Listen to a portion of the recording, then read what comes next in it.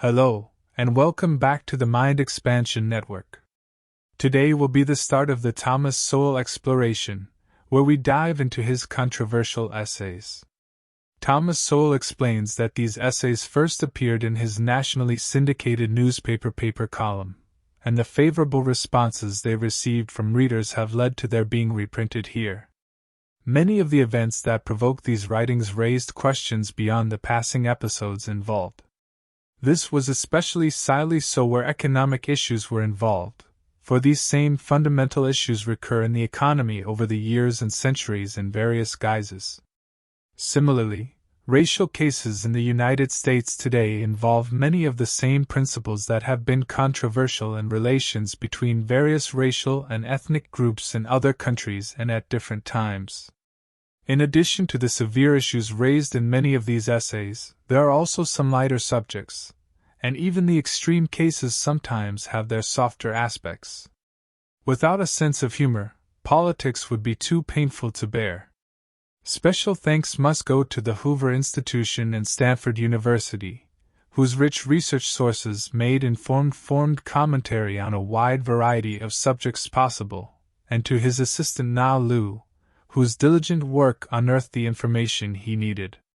Finally, acknowledgement is also due to Karen Duryea of Creators Syndicate, who caught errors in spelling, grammar, syntax, and facts that might otherwise have slipped in these columns, to his chagrin. The same thanks must go to a conscientious copy editor at the Hoover Institution Press who caught some more lapses of his. In these essays, you will find a plethora of facts and observations.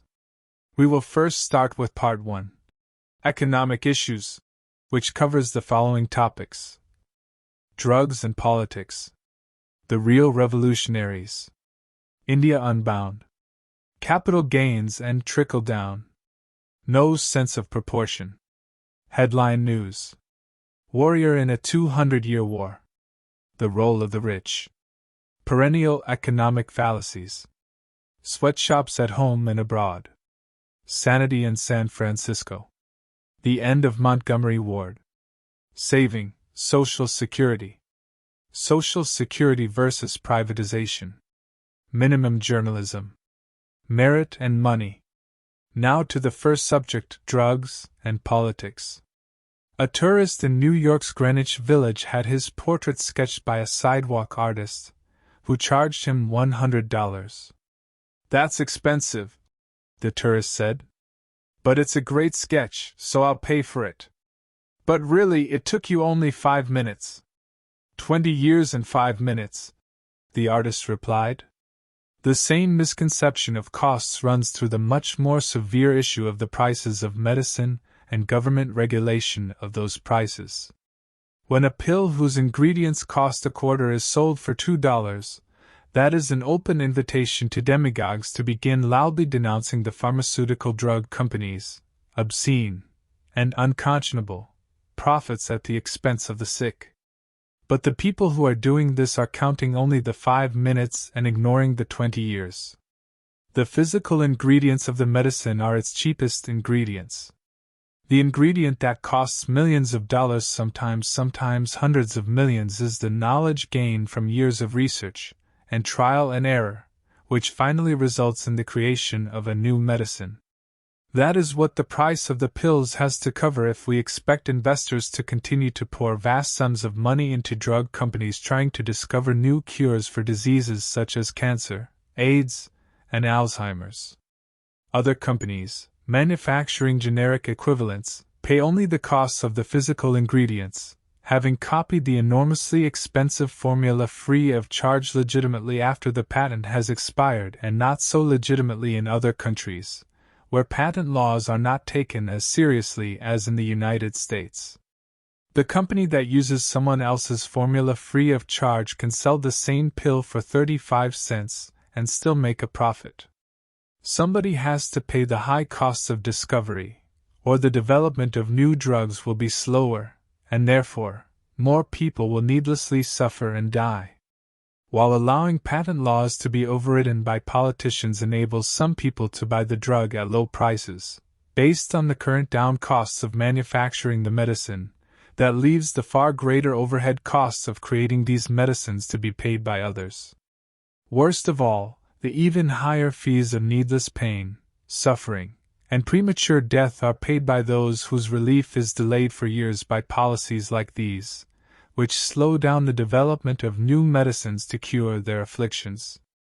The United States has been one of the few countries resisting political pressures to impose price controls on pharmaceutical drugs or to water down the patent laws which allowed the original discoverer of new drugs to have a monopoly for a fixed number of years so as to recover the costs of discovery before other companies get to use their formula free of charge. The United States also produces a wholly disproportionate share of all the new life-saving drugs in the world. But politicians can ignore this connection. Other countries have scientists capable of developing new medicines. Still, the economics and politics of the situation discourage companies in those countries from making the huge investments made by American pharmaceutical companies under American patent law. Unfortunately, the Bush administration has recently begun to cave into the demagogues at home and abroad.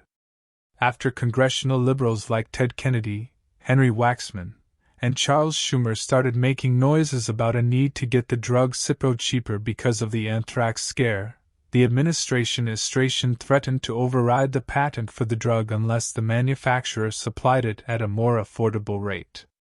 The retail price of Cipro was $5 a pill, and the government says that someone stricken with anthrax must take 2 pills a day for 5 days and cheaper antibiotics after that. Is $50 too much to pay to save your life? And is it worth jeopardizing a whole system that has made this country the leading creator of life-saving drugs to get the demagogues off the Bush administration's back politically? The administration also caved at a recent international conference in Qatar, where foreign countries gained the right to set aside international patent agreements whenever they choose to decree a public health emergency. This allows them a free ride on costly American research, at least until they kill the goose that lays the golden egg. New life-saving medicines in this case. Thomas Sowell. Controversial Essays.